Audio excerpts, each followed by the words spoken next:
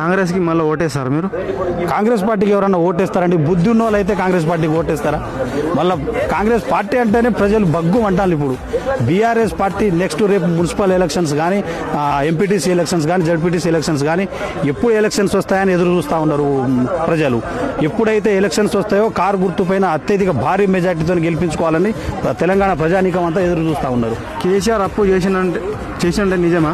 కేసీఆర్ గారు చేసిన అప్పులకు అభివృద్ధి చేసిండండి. అప్పులు కాదు, అభివృద్ధిని వాళ్ళ అప్పులు అని చెప్పేసి ఏం అభివృద్ధి చేసిండండి? ఇవాళ దేవాదుల అయితేంది, కాళేశ్వరం అయితేంది, ఎస్ఆర్బి ఇవాళ మొత్తం ఎండాకాలంలో కూడా చెరువులు నింపే కార్యక్రమం కేసీఆర్ గారు చేశారు. ఎండాకాలంలో కూడా పంటలు 2 పంటలు 3 పంటలు పండే విధంగా మనకు నీళ్ళు వచ్చినాయి.